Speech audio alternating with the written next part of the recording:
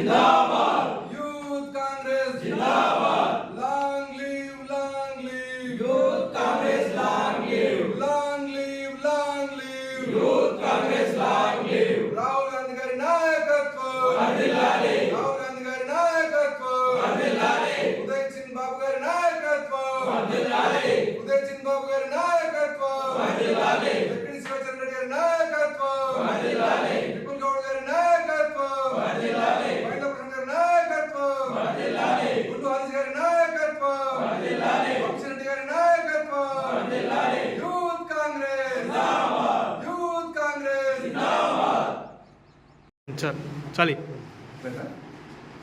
అందరికీ నమస్కారం. యూత్ కాంగ్రెస్ జిందాబాద్.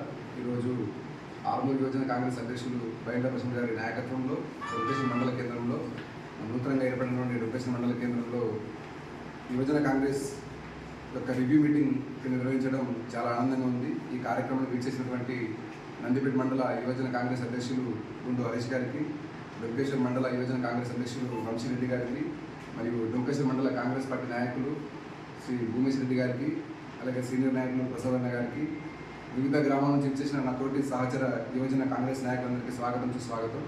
ఈరోజు ఈ భారతదేశ నిర్మాణంలో యువజన కాంగ్రెస్ పాత్ర చాలా కీలకమైనది.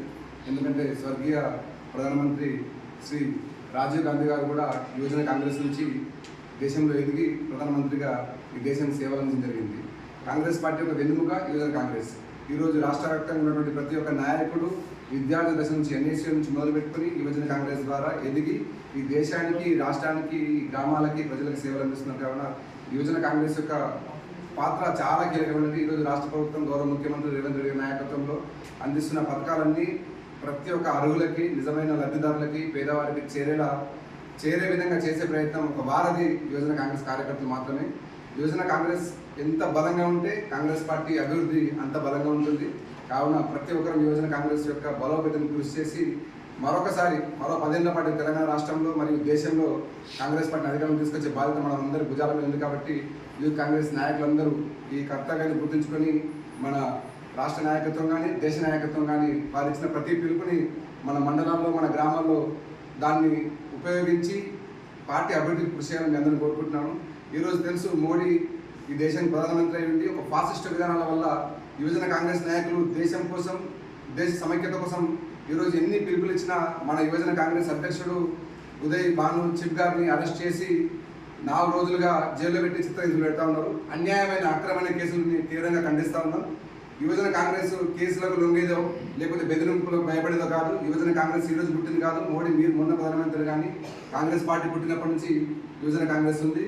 కావున యువజన కాంగ్రెస్ కార్యకర్తల్ని కేసులతోనో లేదా లొంగ తీసుకునే బెదిరింపు చర్యలతో బెదిరిపే రక్తం కాదు మాది. మనం యువజన కాంగ్రెస్ వారసులము, గాంధీ కుటుంబాల వారసులము. ఖచ్చితంగా ఈ దేశం కోసం ప్రాణవంతో పోరాటం తెలియజేస్తూ ఈ కార్యక్రమం చేసిన మీ అందరికీ మరొకసారి ధన్యవాదాలు తెలుసుకుంటూ జై కాంగ్రెస్.